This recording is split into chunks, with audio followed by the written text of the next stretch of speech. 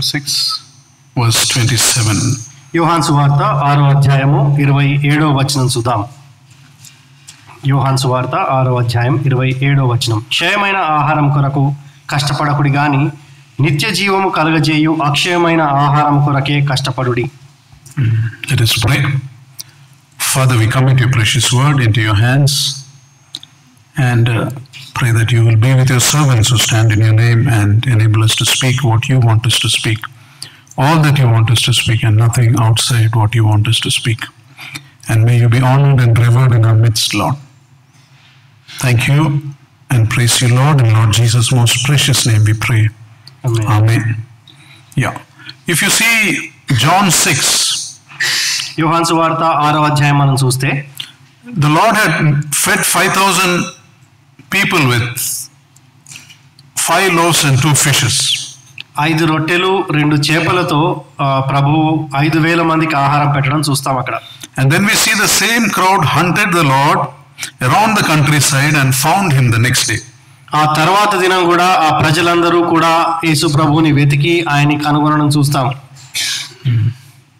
And in this second encounter, the Lord takes the opportunity to teach the crowd the distinction between the bread that perishes, that they ate the day before, and the bread that never perishes, that is the Lord himself. ఆ రెండవసారి ఆ ప్రజలు ఆయన వెతుక్కుంటూ వచ్చినప్పుడు ఆ సందర్భంలో యేసు ప్రభు వారు క్షయమైన ఆహారం గురించి అక్షయమైన ఆహారం గురించి వారికి వివరించడం చూస్తాము.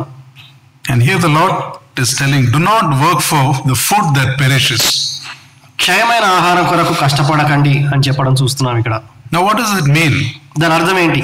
What does it mean? What is its implication, especially in my job, my career, my studies? ఉద్యోగం విషయం లేకపోతే కెరియర్ విషయం లేకపోతే చదువుల విషయంలో ఇది ఎలా అన్వయించుకోవచ్చు మనం? Should we not work and earn to take care of our needs? మనం పనిచేసి మన అవసరాలు తీసుకోకూడదా? What is it? దాని అర్థం ఏంటి? Do not work for food that perishes. క్షయమైన ఆహారం కొరకు కష్టపడొద్దు. You know, first thing, do not work for food that perishes does not mean you should quit your secular job and go into ministry. It does not mean that. బయట ఉద్యోగం మానేసి అందరూ కూడా పరిచర్యలోకి రావాలనే అర్థం కాదు అది. Because many people, based on their wrong understanding of this scripture portion, have left their jobs and gone into ministries which God has not called them into. దేవుడు పిలవకుండానే చాలా మంది ఈ వాక్యాన్ని చదివి వేరే రకంగా అర్థం చేసుకొని వాళ్ళ ఉద్యోగాలు వదిలేసి వాళ్ళు పూర్తికాల పరిచర్యలోకి వెళ్ళారు. Many families live in poverty because of this. చాలా కుటుంబాలు దీని వల్ల ఎంతో బీదరికం అనుభవించాయి.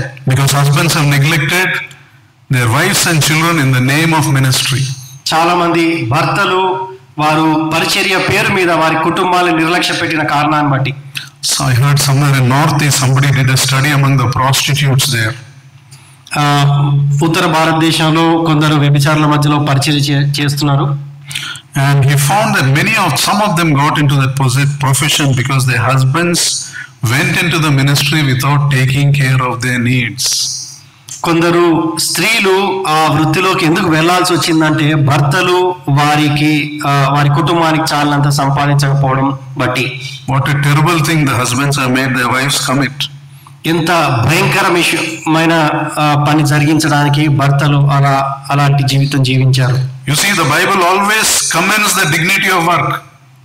ఎప్పుడు కూడా బైబిల్ గ్రంథము పని గురించి దానికి ఒక విలువైన స్థానం ఇస్తుంది. Ephesians 4:28 says, let the thief no longer steal, but let him work. Do honest work with his own hands. ఎఫెసీయులకు రాసిన పత్రిక 4:28లో చెప్పబడింది ప్రతి ఒక్కరూ కూడా కష్టపడి సొంత చేతులతో పని చేయాలి అని. 2 Thessalonians 3:10 says, if anyone is not willing to work, let him not eat.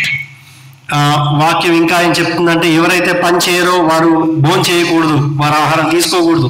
So that's the biblical emphasis. Go to work, earn a living, do your work. కాబట్టి బైబిల్ మనకి చెప్పేది ఏంటంటే మనం పని చేయాలి, ఆ పనికి సంపాదించుకున్న ఆహారాన్ని మాత్రమే మనం తీసుకోవాలి. So coming to the question, what is this food that endures to eternal life? వేరే ప్రశ్నకు వస్తే అక్షయమైన ఆహారం ఏంటి? You know, first ask this question, what is this food that endures to eternal life? ఈ ప్రశ్న ఏంటంటే అక్షయమైన ఆహారం అంటే ఏంటి? The food that endures to eternal life is the Lord Jesus himself. అక్షయమైన ఆహారం అంటే యేసుక్రీస్తు ప్రభువారే. He is the bread of life. ఆయన జీవాహారము. And spiritually we call to eat him if we want to live. ఒకవేళ మనం ఆత్మీయంగా జీవించి ఉండాలంటే ఆ ఆహారాన్ని మనం తీసుకోవాలి. How do we eat this living bread? ఈ అక్షయమైన ఆహారాన్ని ఎలా మనం తీసుకోగలం, భుజించగలం? By receiving him into our lives and allowing him to nourish us. ఆయనని మన జీవితాల్లో పొంది ఆహ్వానించి ఆయన మన జీవితాల్ని నింపడం ద్వారా. That's what happens when we physically eat food also, right? It nourishes it. It goes inside us and nourishes us. మనము భౌతికంగా ఆహారం తీసుకున్నా కూడా అదే జరుగుతుంది కదా, అది మనల్ని పోషిస్తుంది. అలా అక్షయమైన ఆహారం కూడా మనల్ని పోషించనీయాలి. So what changes for a person who eats the Lord Jesus Christ? యేసుక్రీస్తు ప్రభు అనే అక్షయమైన ఆహారాన్ని భుజిస్తే ఏం జరుగుతుంది? 2 changes happen. 2 మార్పులు సంభవిస్తాయి. 1, a new chapter is added into your life. ఒక కొత్త అధ్యాయం నీ జీవితంలో ప్రారంభం అవుతుంది. 2, a new treasure is added into your life. నీ జీవితంలోనికి ఒక కొత్త సంపద వస్తుంది. New chapter means as we eat this living bread, a new chapter is added into our work, and that chapter is called eternity. ఒక కొత్త అధ్యాయం మన జీవితంలో కలపబడుతుందంటే అదేంటంటే నిత్యత్వం అనే అధ్యాయం. That means retirement from your secular job is not the last chapter of your life. నీ జీవితంలో నీ ఉద్యోగ పదవి విరమణ చివరి అధ్యాయంగా ఉండదు. An eternity chapter is added. That means when you eat this bread, your life doesn't stop.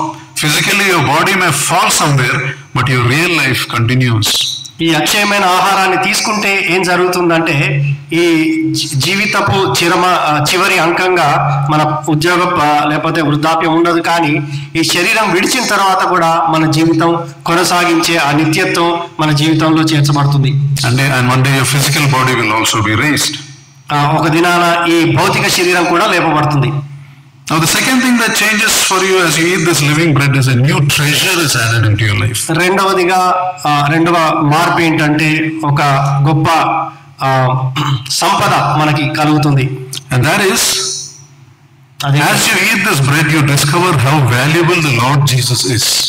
ఈ అక్షయమైన ఆహారం మనం తీసుకునే కొలది ఆయన ఎంత విలువైన వారో, యేసు ప్రభు ఎంత విలువైన వారో మనం గుర్తిస్తాం. You realize how nourishing he is for our souls. ఆయన మన ఆత్మలకి ఎంత పోషణ అనుగ్రహిస్తాడో మనం తెలుసుకుంటాం. And he also realizes that the things you were running after before in comparison is nothing. ఇంతకు ముందు గత జీవితంలో మనం వేటి వైపు పరిగెత్తామో అవి ఎంత విలువ లేనివో గుర్తిస్తాం. That means as the Lord goes up and up in your life, your attractions and other values come down and down. ఆయనలో మనం ఎదుగుతున్న కొలది, ఆయనలో మనం పోషింపబడుతున్న కొలది మిగతావన్నీ కూడా ఛాయలుగా మారతాయి. See what's happening in your life. As the Lord, he becomes your portion. He starts to grow in you. ఆయన మన జీవితంలో మార్పు కలగజేసి ఆయన మన జీవితంలో ఆయన స్థానం ఇంకా ఎక్కువగా ఎదుగుతూ వస్తుంటుంది. Your eyes are open to new truths. కొత్త సత్యాన్ని మనం తెలుసుకుంటూ వస్తుంటాం. You see the Lord Jesus as he really is. యేసుక్రీస్తు ప్రభు ఏమై ఉన్నారో ఆయనను ఉన్నట్టుగా చూడగలుగుతాం. You see him as your real provider. You see him as your real protector. ఆయనే నిజమైన సంరక్షకుడని, ఆయనే నిజంగా మనకి అనుగ్రహించేవాడని గ్రహిస్తాం. You see him as your real source of comfort. ఆయనే నిజమైన ఆదరణకర్త అని అనుభవిస్తాం. You see him as your righteousness, your peace, your joy. నీ నీతిగాను నీ సంతోషంగాను ఆయనే ఉంటారు. And then you realize this is what I need. ఇదే నాకు కావాలి అని మనం గుర్తిస్తాం. This is all I need. మనకు కావాల్సింది అదే. Then what happens to your job? అప్పుడు నీ ఉద్యోగానికి ఏం జరుగుతుంది? You stay in your job most of the time, but everything in that job changes for you.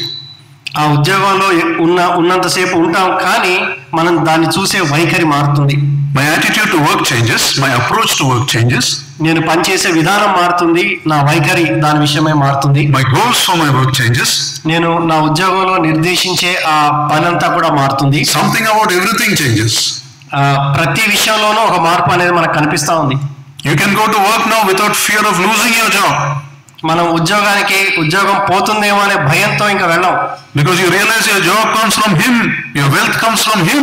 ఎందుకంటే ఉద్యోగం కానీ సంపాదన కానీ దేవుడి నుంచి కలుగుతుందని మనం గుర్తిస్తాం. And your wealth will not stop because you are removed from your job. Your wealth will be stopped only if he stops it, no other way. సంపద అనేది మనం ఉద్యోగం ఆపేస్తే ఆగిపోదు, ఆయన ఆపితే అది ఆగుతుంది. ఎందుకంటే అది దానికి ఆయన కారణభూతుడు కాబట్టి. In the company I used to work in around 2000, early 2000, I was told to leave because one of the places where I worked, that plant was being closed. అక్కడ పనిచేసే స్థానం కంపెనీ మూసివేయబడింది కాబట్టి ఉద్యోగం వదిలేయాల్సిన పరిస్థితి వచ్చింది. One section of the company closed. Company ఒక భాగం మూసివేయబడింది కాబట్టి 2000 సంవత్సరంలో ఉద్యోగం విరమణ చేయాల్సి వచ్చింది. But because I knew the Lord little, we were just saved in 1996, and I had this peace that God was planning something else for me. I was not afraid in any way or worried. 1996లో ప్రభువుని తెలుసుకున్న దాన్ని బట్టి ఆ ఉద్యోగం పోయినప్పుడు పెద్ద కలవరం అనిపించలేదు. దేవుడు ఏదో చేస్తున్నాడు అనే సమాధానం ఉండింది. I was more excited actually. What is the new thing? ఆ కొత్తది ఏం చేయబోతున్నాడు దేవుడు అనే విషయంలోనే నేను ఎక్కువగా ఆసక్తిగా ఉన్నాను. By God's grace. దేవుడి కృపను బట్టి. Now what happened? People around me left, people above me left, but the Lord never allowed me to leave. నా పైన ఉన్న వారు వెళ్ళిపోయారు, నా చుట్టూ ఉన్న వాళ్ళు వెళ్ళిపోయారు, కానీ నేను వెళ్ళిపోలేదు. He kept me in such a way that the company needed me more than I needed the company. నాకు కంపెనీ అవసరం కంటే కంపెనీకి నేను ఎక్కువగా అవసరంగా దేవుడు చేశాడు. And finally when I left, they didn't want me to go. చివరిగా ఆ ఉద్యోగం వదలాల్సి వచ్చినప్పుడు వాళ్ళు ఇష్టపడలేదు దాన్ని. Coming to the point, when the Lord becomes your treasure, you can work without fear. దేవుడే మన స్వాస్థ్యం అయితే మనం భయం లేకుండా పనిచేయొచ్చు. If things get tough in your workplace or someone takes credit for what you did, you remember that you're not part of this rat race. I don't have to react like him. I don't have to behave like him. ఉద్యోగ పరిస్థితుల్లో ఆ పోటీ తత్వం మనకు ఉండాల్సిన అవసరం లేదు. ఎవరైనా మనం చేసిన పనిని బట్టి వాళ్ళు ఆ క్రెడిట్ తీసుకుంటే కూడా దాన్ని బట్టి మనం కలవరపడాల్సిన అవసరం లేదు. ఎందుకంటే వారి విలువలు వేరు, మన విలువలు వేరు. God has not called us to be rats. He has called us to be eagles. మనల్ని ఎలుకలుగా ఉండడానికి దేవుడు పిలవలేదు, మనల్ని పక్షిరాజులుగా ఉండడానికి పిలిచాడు దేవుడు. And one day we are going to live with him forever. ఒక దినం మనం ఆయనతో ఉండబోతున్నాం నిత్యత్వంలో. Or things may be tough at your home or somewhere else. Whatever you are going through, however tough, you remember you are not in this situation forever. మీ కుటుంబ పరిస్థితుల్లో కానీ లేకపోతే ఎక్కడైనా కఠినమైన పరిస్థితులు ఉండొచ్చు, కానీ ఒక విషయం జ్ఞాపకం పెట్టుకోవాలి, మనం ఈ లోకంలో ఎల్లప్పుడూ ఉండట్లేదు. You carry on living your life on earth, treasuring the Lord. ఈ లోకంలో కూడా ప్రభువునే స్వాస్థ్యంగా కలిగి మనం జీవిస్తాం. He is dominant in every aspect of your life. మన జీవితంలో ఆయనే ఆధిపత్యం కలిగి ఉంటారు. So that's how you work. That's a huge change, right? అదెంతో గొప్ప మార్పు కదా. And working like this will not make you a lazy worker. It will not make you a careless worker. మనం ఏదో సోమరితనంతోనో లేకపోతే చాలా నిర్లక్ష్యంతోనో మన ఉద్యోగ స్థలంలో పని చేయలేం. It will not make you a complaining worker. ఏదో మనం సనుక్కుంటూ పని చేయలేం. But it will make you the best worker. మనం అత్యుత్తమమైన పనివారంగా ఉండగలుగుతాం అక్కడ. Because you will bring zeal and joy into your work as never before. పని పట్ల ఎంతో ఆసక్తి కలిగి ఎంతో సమాధానంతో సంతోషంతో పనిచేస్తాం. Because you want to please him in all that you do. ఎందుకంటే ప్రతి విషయంలోనూ ప్రభువును సంతోషపెట్టడానికి మనం చూస్తాం కాబట్టి.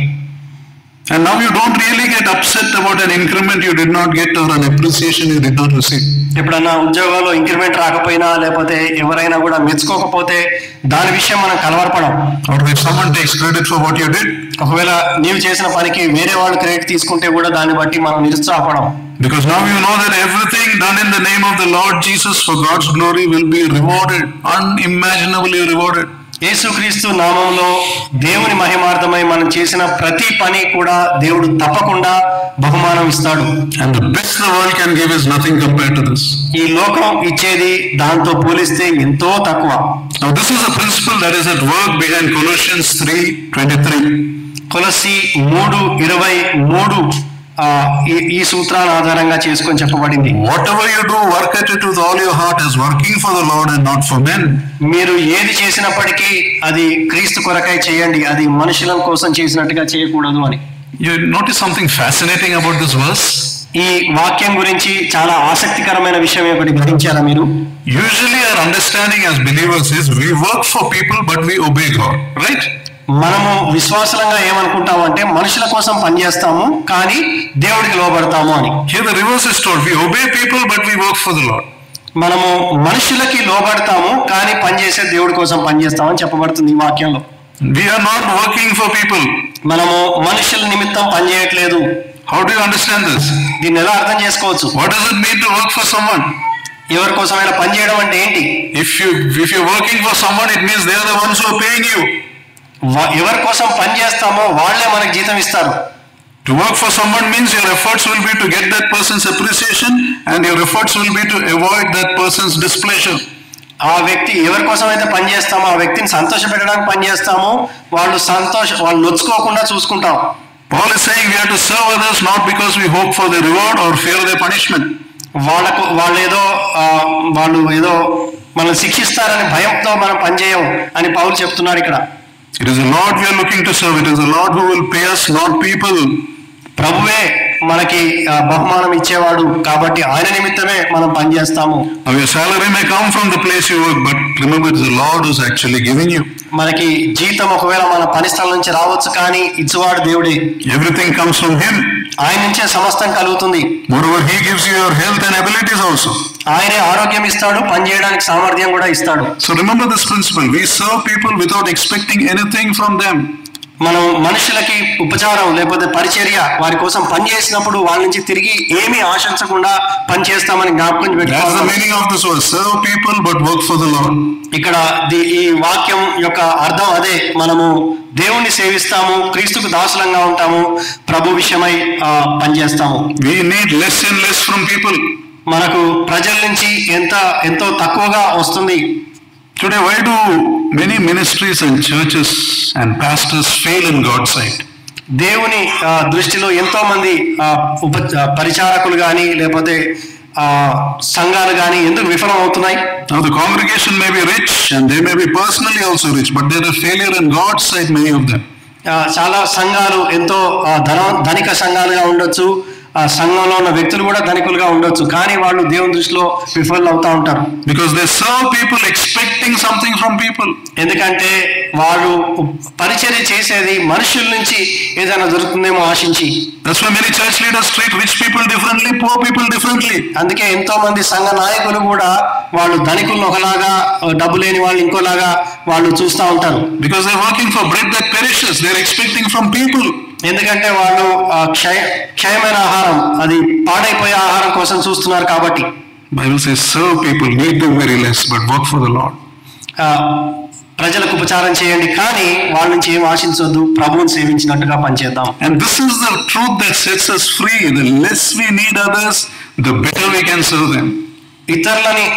ఇతరుల అవసరతలో మనం తక్కువగా ఉంటే మనం అంత ఉత్తమమైన జీవితం జీవించవచ్చు. Somebody said like this, there is no limit to what you can do or how much you can achieve if you don't mind who gets the credit.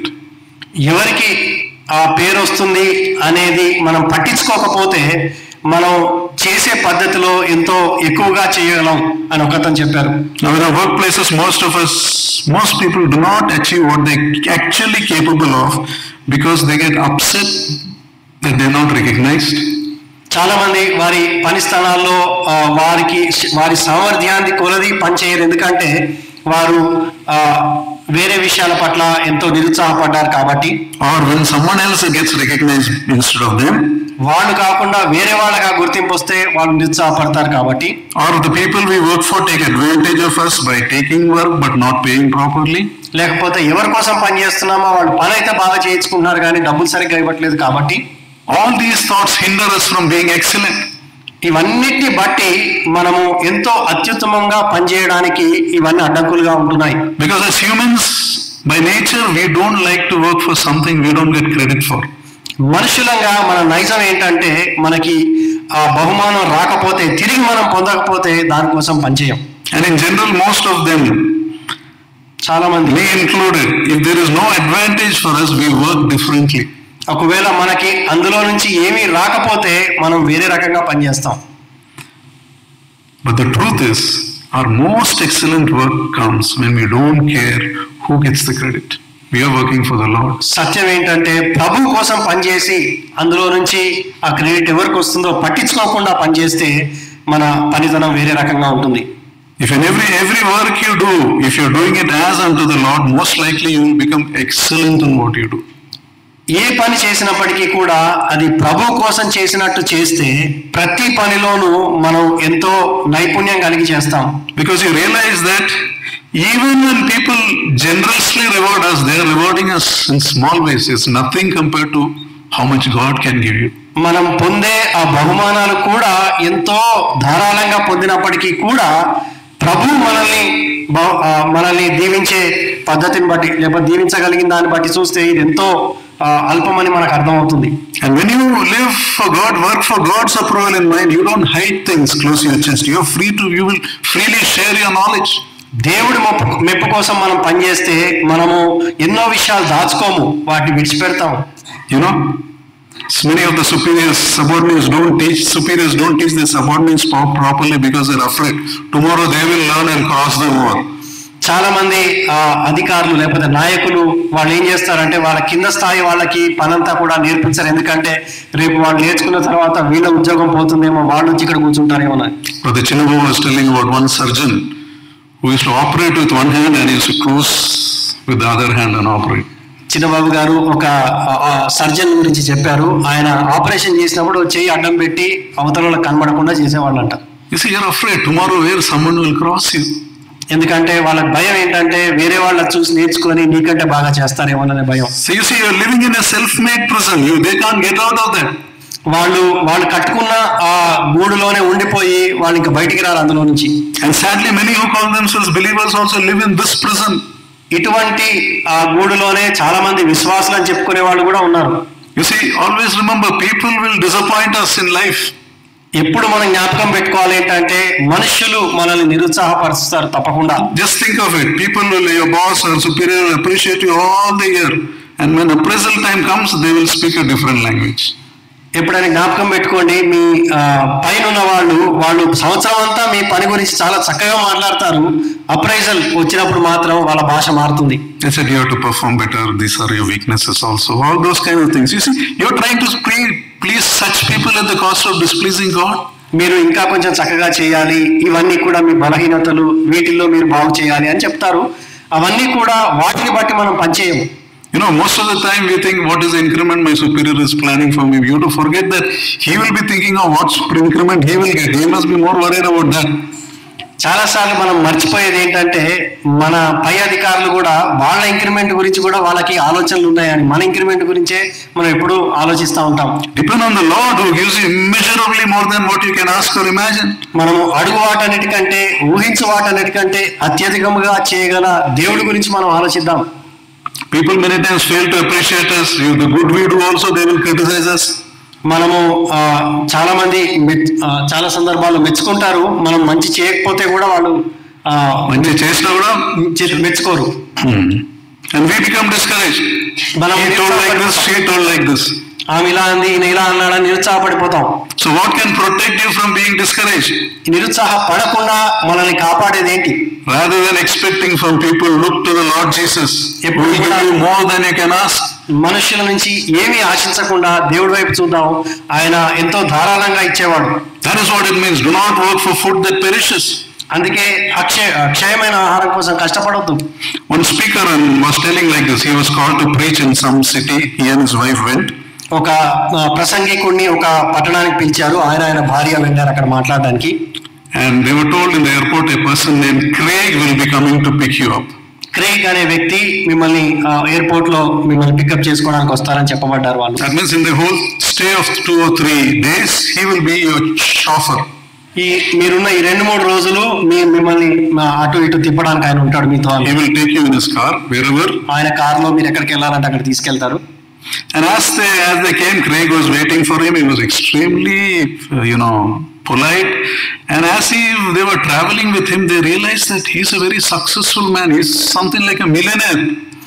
ఈ క్రేగ్ అనే వ్యక్తి వీళ్ళు వచ్చాక వాళ్ళని రిసీవ్ చేసుకున్నాడు. ఆయన వీళ్ళని తీసుకెళ్తా ఉన్నాడు. ఆ సంభాషణలో వీళ్ళు అర్థం చేసుకుంది ఏంటంటే ఆయన చాలా ధనికుడు అని, ఎన్నో డబ్బులు ఉన్న వ్యక్తి, ఆయన జీవితంలో ఎంతో సంపాదించిన వ్యక్తి. But he never behaved like that. He served these two with his whole heart.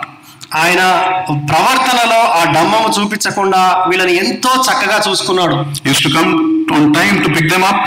ఆయన సమయానికి వచ్చి వాళ్ళని పికప్ చేసుకునేవాడు. In his car he used to keep cool bottles of water. The weather was a little hot. Every time he used to do that. అక్కడ ఉష్ణోగ్రత ఎక్కువగా ఉన్న దాన్ని బట్టి మంచి చల్లనీళ్ళు పెట్టేవాడు కార్లో. From this conference venue to the hotel, he used to take this couple in different ways to show them around the city. ఈ కాన్ఫరెన్స్ అయిపోయాక హోటల్కి తీసుకెళ్ళేప్పుడు వేరే వేరే మార్గాల్లో తీసుకెళ్లేవాడ పట్టణాన్ని చూపించడానికి. His wife used to come and they used to fellowship and share with each other. ఆయన భార్య కూడా వచ్చేది, వాళ్ళతో కలిసి సహవాసంలో మాట్లాడుకునేవాళ్ళు. He said Craig used to make us feel so welcome, so valued, he says. ఆ క్రేగ్ అనే వ్యక్తి మేమెంతో విలువైన వారము అన్నట్టుగా మాతో ప్రవర్తించారు. He said, anytime you want me to pick you up, let me know. ఎప్పుడు కావాలంటే చెప్పండి, నేను వస్తాను అని చెప్పాడు. And when Craig left them in the airport last day, they got out of the car, stood at the sidewalk and prayed. వాళ్ళ చివరి దినం వెళ్ళిపోయే ముందు వాళ్ళు ఎయిర్పోర్ట్ దగ్గర దించారు, అక్కడ ప్రార్థన చేశారు. And his behavior was as if we were doing him a favor. ఆయన ప్రవర్తన ఎలా ఉంది అంటే మేమే ఆయనకి ఏదో చేస్తున్నట్టుగా ఆయన ప్రవర్తించాడు. The flavor of his service was joy. ఆయన చేసిన ఆ పరిచర్య అంతటిలో ఆయన ఎంతో సంతోషంతో చేశాడు ఆ పని. The speaker says, why did Craig serve us so well? ఈ ప్రసంగికుడు ఏమన్నాడంటే ఆ క్రేగ్ అనే వ్యక్తి అంత చక్కగా మమ్మల్ని చూసుకోవడానికి కారణం ఏంటి? Because he was not working for us. He was working for the Lord. ఆయన మా కోసం పనిచేయలేదు, ప్రభు కోసం చేశాడు కాబట్టి అంత చక్కగా చేయగలిగాడు. He wasn't desperate for a good opinion and he wasn't afraid of our bad opinion. ఆయన ఏదో మేము ఆయన గురించి చక్కగా మంచి ఉద్దేశం కలిగి ఉండాలని ఆయన ఎక్కడ ఆశ చూపించలేదు. మేము చెడుగా అనుకోవాలని అనుకుంటామేమో అని కూడా ఆయన ఎప్పుడు చూడలేదు. He barely knew us. He didn't even know, but he was working for the Lord. ఆయనకు అసలు మేము పరిచయమే లేదు, అయినప్పటికీ ఆయన దేవుడి కోసం పనిచేశాడు మా విషయమై. He didn't need us, but because he knew the Lord, he served us even better. మేము ఆయనకు అవసరం లేదు, కానీ ఆయన ప్రభువుని ఎరిగిన దాన్ని బట్టి మాకు ఎంతో గొప్ప ఉపచారం చేశాడు ఆయన. So this is the key to a successful life. Serve people without expecting anything from them. Serve people but work for the Lord. ఈ మన జీవితాల్లో సక్సెస్ఫుల్ గా ఉండడానికి ఇదే ఒక మార్గం. ఏంటంటే మనము ప్రజలతో పనిచేయాలి, కానీ ప్రభు కోసం పనిచేయాలి. When you do that, you know what happens? You become the best version of yourself. అలా ఉన్నప్పుడు మనము అత్యుత్తమమైన వ్యక్తిత్వం కలిగిన వారంగా జీవించగలం. When you eat that bread that does not perish, when you allow the Lord to nourish us, your life becomes an attractive life. ఈ అక్షయమైన ఆహారం కోసం మనం పనిచేస్తే మన జీవితము ఎంతో వేరేగా ఉంటుంది. I was reading a story. ఒక కథ నేను చదివాను. A young man was asking his grandmother, a young boy. ఒక చిన్న పిల్లవాడు వాళ్ళ అవ్వని అడుగుతా ఉన్నాడు ఈ మాట. Grandfather, Grandpa, I want to be a star. I want to be in movies. When I grow up, I want to see the world. I want to go around the world. వాళ్ళ తాతతో మాట్లాడుతూ, నేను ఒక గొప్ప వ్యక్తిని అవ్వాలనుకుంటున్నాను, నేను సినిమాల్లో ఉండాలనుకుంటున్నాను, ప్రపంచం అంతా తిరగాలనుకుంటున్నాను అన్నాడు. I want to drive nice cars. I want to live in a mansion. నేను ఒక మంచి కారులో తిరగాలి, గొప్ప భవనంలో ఉండాలి. I want to be successful and great. నేను చాలా సక్సెస్ఫుల్ గా ఉండాలి, గొప్ప వ్యక్తిగా ఉండాలి. So tell me, how can I chase my goals successfully? ఇవన్నిటిని కూడా నేను పొందాలంటే ఏం చేయాలి, ఎలా చేస్తే ఇలా నేను తయారవుతాను? These two were sitting outside, so the grandfather looked around and he saw a beautiful butterfly on a plant. వీళ్ళు బయట కూర్చొని మాట్లాడుకుంటా ఉన్నారు కాబట్టి ఆ తాత అతను చుట్టూ చూస్తే ఒక చక్కని సీతాకోక చిలుక అది ఎగురుతా ఉంది. And he said, look son, you see that beautiful butterfly? Hurry, catch it, don't let it go. ఈయనేం చెప్పాడంటే, అది ఉంది కదా బటర్ఫ్లై, దాని దగ్గరికి వెళ్ళి పట్టుకో, దాన్ని వెళ్ళనివ్వద్దు. The young boy ran, the butterfly flew away. Every time he went to catch, it flew away. ఈ పిల్లవాడు పరిగెత్తా ఉన్నాడు, ఎప్పుడు పరిగెత్తినప్పటికీ కూడా అది ఎగిరిపోతా ఉంది. He ran hard after it. ఎన్నోసార్లు కష్టపడి పరిగెత్తడానికి just flew out of the garden. అది ఆ గార్డెన్ నుంచి వెళ్ళిపోయింది బయట. He comes and tells the boy, grandfather, I couldn't catch it, grandpa, it flew away. తాతకి చెప్పాడు, వెనక్కి వచ్చి నేను పట్టుకోలేకపోయాను, అది వెళ్ళిపోయిందని. So grandfather says, listen, I'll tell you a valuable lesson. ఇక్కడ మంచి విలువైన పాఠం చెప్తాను, విను అన్నాడు. If you spend your life chasing butterflies, they will fly away. నీ జీవితంలో నువ్వు ఈ సీతాకోకల చిలుకల్లో వెనకబడితే అవి ఎగిరిపోతాయి. But if you spend your time creating a beautiful garden, the butterflies will come to you. ఒకవేళ నీ జీవితంలో నువ్వే ఒక చక్కని సుందరమైన గార్డెన్ ఒకవేళ తయారు చేయగలిగితే ఎన్నో బటర్ఫ్లైలు వస్తాయి అక్కడికి. Especially as believers, we must learn this lesson. మనం విశ్వాసులంగా ప్రత్యేకంగా ఈ పాఠం నేర్చుకోవాలి. Don't chase money, don't chase success. Become the best version of yourself, and all you need will come to you. డబ్బుల కోసం మనం ఏదో పేరు కోసం పరిగెత్తొద్దు, అవన్నీ కూడా మన దగ్గరకు వస్తాయి. And when you make the effort to live like that, you know what usually happens? Those who see your behavior are drawn to you. అటువంటి ప్రయత్నం చేస్తే ఏం జరుగుతుందో తెలుసా? ఎంతో మంది నిన్ను చూసిన వాళ్ళు, నీ జీవితం చూసిన వాళ్ళు నీ వైపు ఆకర్షితులవుతారు. They see an attractive life.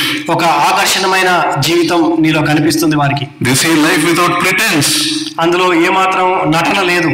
They see a life where others don't feel threatened. వాళ్ళేమి భయం లేకుండా, ఏమాత్రం సందేహాలు సంకోచాలు లేకుండా నీ దగ్గరికి వస్తారు. They see a person whom they can easily confide in without any fear of being disappointed. ఏమాత్రం నిరుత్సాహపడము అనే ధైర్యంతో నీ దగ్గరికి వచ్చి నీతో మాట్లాడగలుగుతారు. And your life becomes an attractive life. నీ జీవితం ఒక ఆకర్షణీయమైన జీవితంగా మారుతుంది. It becomes a fruitful life. ఒక ఫలవంతమైన జీవితం అవుతుంది. It becomes a life that is a blessing to many. ఎంతో మందికి ఆశీర్వాదకరమైన జీవితం అవుతుంది. So you see, eating the bread that does not perish does not mean becoming full-time workers. అక్షయమైన ఆహారంగా మారడం అంటే అందరూ పూర్తికాల సేవలోకి రావడం అనేది కాదు. It means putting God first. దేవుణ్ణి అన్నిటికంటే ప్రథమమైన స్థానంలో ఉంచడం. We are called to put God first in all things. అన్నిటిలోనూ దేవుడికి ప్రథమ స్థానం ఇవ్వడం. And those who put God first in their lives, they are the freest people in the world. ఎవరైతే దేవుడికి ప్రథమ స్థానం ఇస్తారో వారు ఎంతో స్వేచ్ఛగా జీవించేవారు. They do not need people's good opinion. They are not afraid of their bad opinion. వాళ్ళకి వేరే వాళ్ళ మెప్పు అక్కర్లేదు. వాళ్ళు వేరే వాళ్ళ విమర్శల్ని కూడా వాళ్ళు పట్టించుకోరు. They are free to be honest with people. వాళ్ళు ప్రజలతో ఎంతో యథార్థంగా ఉండగలుగుతారు. They are free to be bold to face people and speak about their sins. వాళ్ళ పాపాల విషయమై ఎంతో ధైర్యంగా ఇతరులకు చెప్పగలుగుతారు. They are free to serve them better. వాళ్ళకి ఉపచారం చేయడానికి ఎంతో స్వేచ్ఛని కలిగి ఉపచారం చేస్తారు. And this is the best life on earth. ఈ లోకంలో అత్యుత్తమమైన జీవితం ఇది, ఇలాంటిది. And after this, eternity. దాని తర్వాత నిత్యత్వం. This is not foolish or simplistic. ఇదేదో It is not simplistic thinking. ఇదేదో సామాన్యంగా ఉండడం కోసం ఆలోచించే విధానం కాదు. It is a beautiful reality that flows out of your life when you meet the cross of the Lord Jesus Christ. యేసుక్రీస్తు ప్రభు శిలువ చెంతకు ఒకవేళ మనం వెళ్ళి ఆయన కలుసుకుంటే మన జీవితంలో కలిగే మార్పు ఇది. అది ఒక ఫలవంతమైన జీవితం.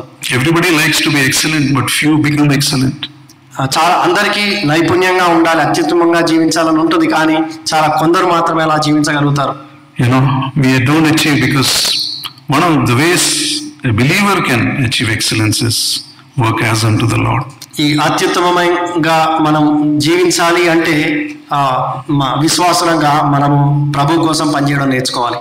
If you keep chasing butterflies, they will always fly away. ఈ బటర్ఫ్లైస్ వెనక పరిగెత్తితే అవి ఎప్పుడు కూడా వెళ్ళిపోతాయి. But mend your garden, the butterflies will come to you. ఒకవేళ మనమే ఒక వనం తయారు చేయగలిగితే అవి మన దగ్గరికి వస్తాయి. So don't foolishly work for food that perishes. Let us work for the food that endures to eternal life. కాబట్టి క్షయమైన ఆహారం కోసం కష్టపడొద్దు. అక్షయమైన ఆహారం నిలిచి ఉంటుంది కాబట్టి దానికోసం మనం పనిచేద్దాం. Let us pray. ప్రార్థన చేసుకుందాం. Father, we thank you for this time you have given us. We thank you for your precious word. Lord, your word teaches us how we should live our lives on earth. And foolishly we get caught up in the rat race, feel bad, feel upset, and we struggle, lose our sleep for something that is not worth it. And in the process we go far away from you and lose heavily in life, Lord. Lord, may we be wise people, wise to handle our life on earth. You have given us so precious a salvation. Teach us to treasure you, Lord. Teach us to look at our life from eternity's point of view, from heaven's eyes. You have given us wisdom, but many times we foolishly use that wisdom to build up things on earth, which thieves will steal, with moths will spoil, and we are not focused on building up treasures in heaven. Protect us from this deception of the evil one and enable us to live a life that glorifies you. Thank you, Lord. In Lord Jesus' most precious name we pray. Amen. Now to him who is able to keep you from falling